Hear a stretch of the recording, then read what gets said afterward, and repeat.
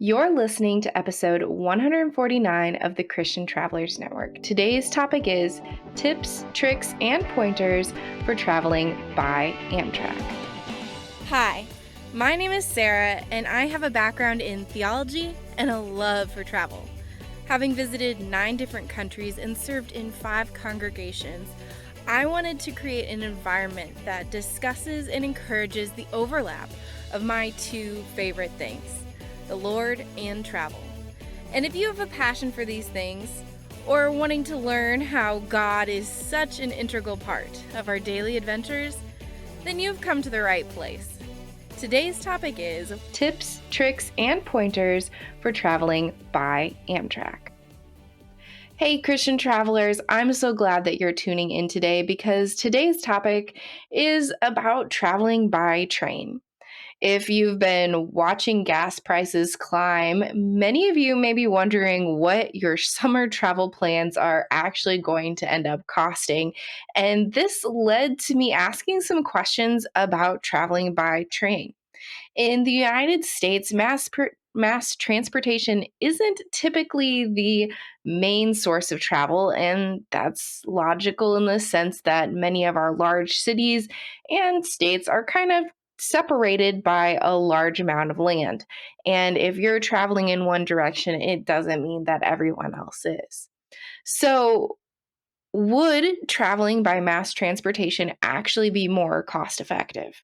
So I decided to take a look at it. And what I found was that for traveling trains that are taking food, it's actually likely more cost effective than traveling by semi. As in, many trains travel by diesel, and while prices will be impacted for them as well, the cost of getting goods from point A to point B costs them less because diesel is less of the cost for their day to day transportation. Now, I assume the same thing applies for mass transit as well. And there's been an uptick in mass transportation choices, especially with these gas prices, whether it's traveling by subway, train, or the bus, there's just been a high influx. And this led me to many questions about whether or not it's actually more cost effective by train. So let's take a little bit closer look at Amtrak. Amtrak is the biggest train system in the United States, and it also covers 3 provinces in Canada. And within the United States itself, it has 500 different train stations. So there's likely one near you, if not a couple hours away. But what does that actually look like, and how do you travel by Amtrak if it's your first time? So let's answer that second question first. What are some tips for traveling by Amtrak? Well, the first thing I recommend is getting their app.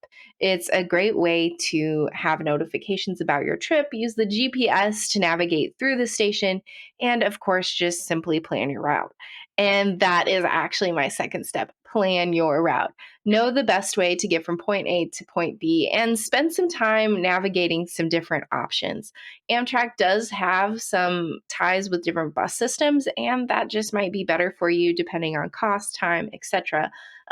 But go ahead, spend some time messing with their system, especially if you're not familiar with their routes. Knowing their different options may make your trip choices a little bit different. The third option is actually arrive early. This is a good advice for any mass transit anyway, but spending some time planning ahead and getting there early will relieve some of the stress later on. It helps you figure out where you need to go, especially if you haven't been to a certain station before. The fourth tip is to bring snacks. According to some reviews that I saw, sometimes their card readers aren't working, in which case they deal with that by not handing out snacks and meals on the train. Considering that most train rides are several hours, your stomach may be left grumbling. So bring snacks ahead of time. Otherwise, when there's a stop at a train station, you're allowed to get out and purchase other snacks, but those likely will be more expensive. And if you're trying to make a cost effective trip, bringing your own snacks is recommended. The fifth tip is to keep track of your bags. Unlike airplanes where you leave your luggage overhead, in a train, that's not actually feasible.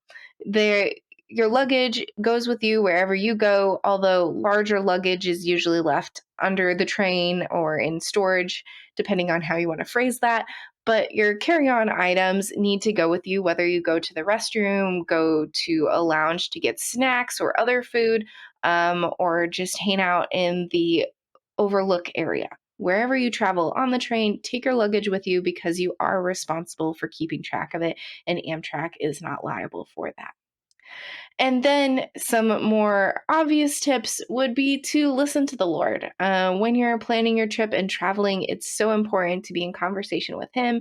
And sometimes plans don't go as you expect, but be attentive to Him and include Him in the conversation throughout. And then lastly, my tip is to look for a church near your train station.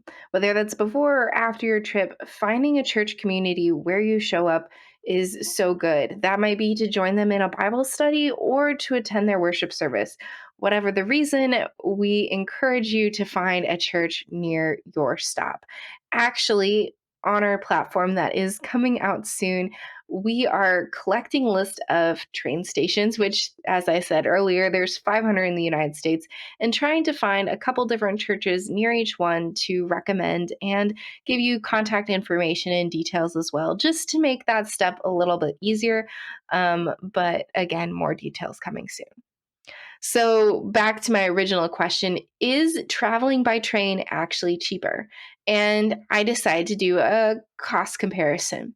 I originally was going to try and travel out of Nashville, but one of the things I found is that Amtrak doesn't have a train station here, which kind of surprised me, but they have some bus systems instead.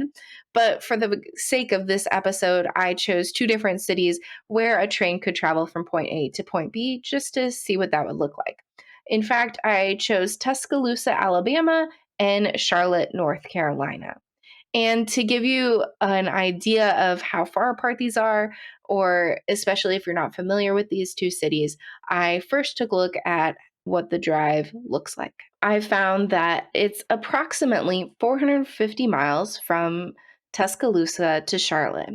And that, for those of you not in the United States, is 724 kilometers. That equates to about 7 hours and 5 minutes in the car. And with current national statistics here in the United States, the average car gets 25 miles per gallon. Those of you elsewhere, that's 10 kilometers per liter. And with the national average gas price in the United States being $4.30 per gallon right now with the spiked prices, I did a little bit of math. 450 miles divided by 25 miles per gallon means it takes approximately 18 gallons to get from here or from Tuscaloosa to Charlotte. And with those gas prices, that means that that's $77.40 to get from point A to point B. Not terribly expensive, but that is 8 hours in the car that you have to endure both ways. Now, decided to take a different route and take a look at that from a flight perspective. I found that the cheapest airline was Delta. Their 1.5 hour flight, both ways, came to a total of $156 plus fees. You know, most airlines have some significant services and tax tacked on that at the very end, but outright $156 both ways actually is about the same price as just traveling by car, just a few dollars more. But what it doesn't include in this price is if you need to get around in Charlotte once you're there, you're probably going to end up renting a car, paying for gas there as well. And that rental price wouldn't be something that you'd have to deal with if you were traveling by car. But now, what we're all curious about is if you travel by Amtrak, would it still be the same amount? One way, Tuscaloosa to Charlotte, I found that coach, the cheapest option, which included no middle seat, plenty of leg room, at seat lighting, and a tray table and outlet. Those are the basic necessities, came to a total of $80. And it could range up to $352 if you got a private room with towels, linens, access to a private restroom and shower in your car, station lounge access, and complimentary meals on board. That was $352. So it's a bit of a range, but if you chose the cheaper option, it's actually about the same price as the other two, ironically enough. Now, this meant that you would be leaving at 3:15 in the afternoon and getting there at 5:06 in the morning, almost 14 hours of train time. Now, you could see that as a good or bad thing, depending. But for those of you who would like to do some work while you're traveling and take a nap and just arrive, this might just be the ideal option for you. But again, this doesn't include the cost of renting any transportation to get around the city when you get there. Now, if you're already into the idea of mass transportation, it might even be possible to check out if the city has buses and other public transportation to get around, or just Uber and use a Lyft. But whatever method you choose to get around has some additional fees that you would have to factor into your decision. So, you tell me in the comments below, do you think that you'll be traveling by train this summer to get around? And do you think that it'll be a more cost effective way? It probably depends on if gas prices continue to climb or not. But I hope that this will be something that you consider and that you'll consider checking out a church service as well. But if you're finding yourself a little bit better and you're recalling that a few years ago, this pandemic has been delaying our summer travel plans, and you're looking at gas prices this year and questioning if it'll even be affordable, I just want to remind you that your identity and your worth doesn't come from your travels, your Instagram feed, or just any of those adventures that we so greatly value. While it is a great thing to explore our creation and to get to know our creator better, remember that your worth doesn't need to be tied up in those things and that God loves you no matter what. There is adventures in your own backyard, and while you may be tired of the same place for the last several summers, um, I'm hoping to do some more episodes to encourage some of that inner adventure and child. In fact, I encourage you to go back to episode 147 and take a look at some of those ideas as well. But thank you so much for tuning in today. And I want to once again point you to our website, ChristianTravelers.net. There you can find other information about our upcoming platform and online space where you can connect with other Christian travelers, build community, and plan trips together. We're so excited to see this community grow. And while we've had some delays with our developer, we ask that you cover it in prayers because, Lord willing, we'll be able to connect virtually and in person soon.